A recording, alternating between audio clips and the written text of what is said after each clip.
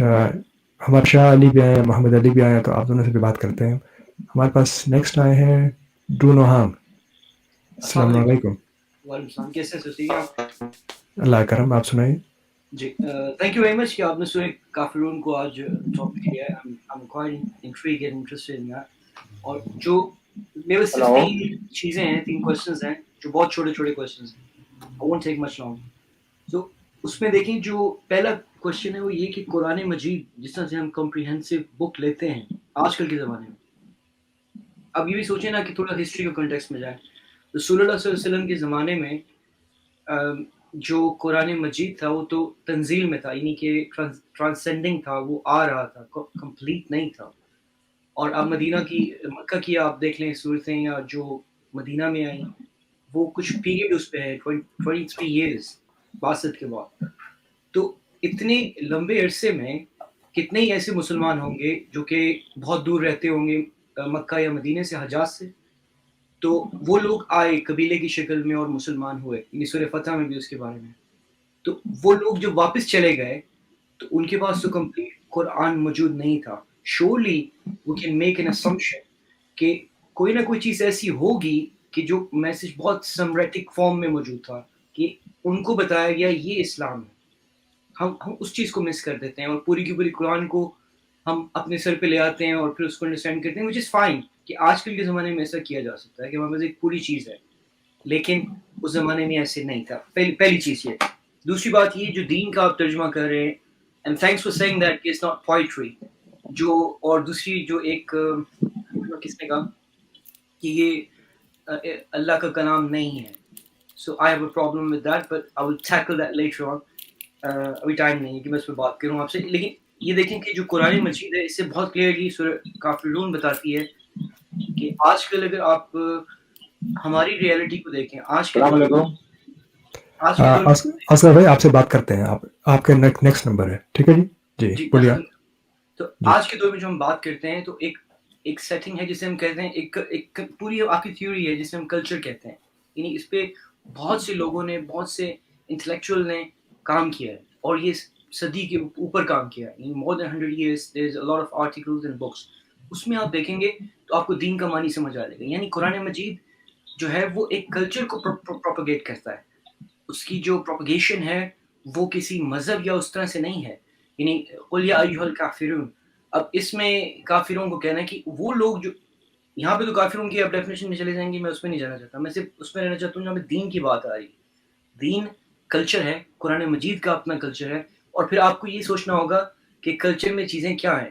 And this is my last statement. So اب دیکھیں culture form کیسے ہوتا ہے جو آج کل کی دنیا کے انٹلیکچوئل سمجھیں. اس کے 5 حصے ہیں, 6. سیونتھ جو ہے اس کو پیراڈائم کہتے ہیں, the way we do things around here.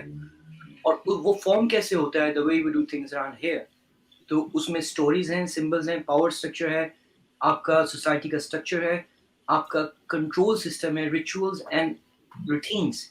تو اگر آپ یہ سمجھیں گے کہ قرآن مجید کو اگر ہم کلچر کے طور پہ اسیوم کر لیں تو آپ کو پھر یہ 6 جو ایلیمنٹس ہیں کسی سوسائٹی کے the way we do things around here, or in other words paradigm کو ڈیفائن کرنے کے لیے we need to have the recipe contents, the factors.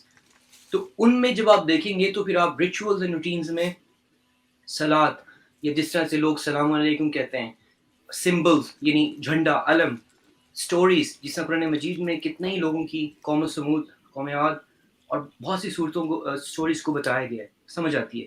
Power structure, اللہ تعالیٰ کے پاس ساری قوت ہے, طاقت اس کی ہے. کنٹرول کیا ہو, کنٹرول کا مطلب بھی تھوڑا سا کلیئر میں کر دوں جلدی سے کہ کنٹرول کا مطلب یہ نہیں ہوتا کہ کسی چیز کو کمی کر دو. کنٹرول کا مطلب ہوتا ہے جو پلان کیا ہو اسے کنفارم کرو, اس کے مطابق رہو. یعنی میں کہوں کہ میرا پلان ہے کہ میں 100 پاؤنڈ خرچ کروں گا, اب اگر میں 110 پاؤنڈ خرچ کرتا ہوں تو اس کنٹرول جب میں اس کو مانیٹر کروں گا کہ میں نے 10 پاؤنڈ ایکسٹرا خرچ کیے. تو کنٹرول کا مطلب تھا کہ جو لمٹ آپ کو دی ہے اس تک رہنا. ٹھیک ہے, یہ بھی سمجھ آتا ہے قرآن مجید میں, اسٹرکچر بھی سمجھ آتا ہے. یعنی مردوں کو اگر یہ میں پھر آپ کی بات کر رہا ہوں. آپ کو کوئی سوال تھا اس پہ یا باقی میں کافی ویٹ کر رہے ہیں؟ جی میں لاسٹ اس پہ میں ختم کر دوں گا.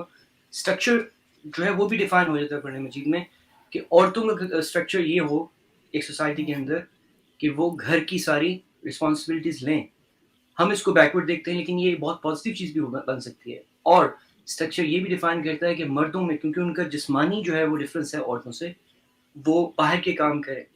So that's what my point is. In چلیں fact, deen is a culture of Quran. بہت بہت شکریہ آپ کی رائے کا. اچھا محمد علی بھائی آپ آئے تھے, آپ ابھی واپس آ جائیں تو آپ کو ہم دوبارہ لے لیتے ہیں. میں آپ سے آپ کی بات سے السلام اگری بھی کر. علیکم.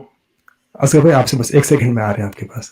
تو آپ کا نام مجھے نہیں پتا ڈونو. ہاں میں آپ کی بات سے اگری بھی کرتا ہوں, ڈس ایگری بھی کرتا ہوں, اور I think will leave it there, کیونکہ اس چیز پہ میں بحث میں نہیں پڑھنا چاہتا. قرآن کے اندر دین بڑے کلیئرلی کوئی کلچر کے ساتھ ایسوسیٹیڈ نہیں ہے, یہ کسی چیز کو کرنے کا نام ہے. کوئی چیز کوئی طریقے پہ اگر ہم عمل کر رہے ہیں تو ان طریقوں پہ عمل کرنا وہ دین ہے, وہ اس کی ملت ہے.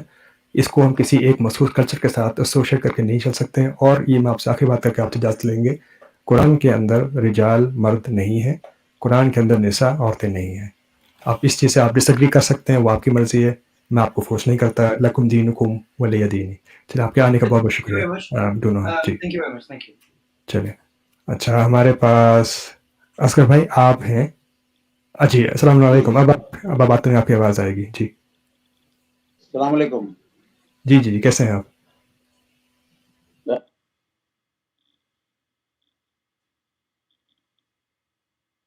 خیریت. میں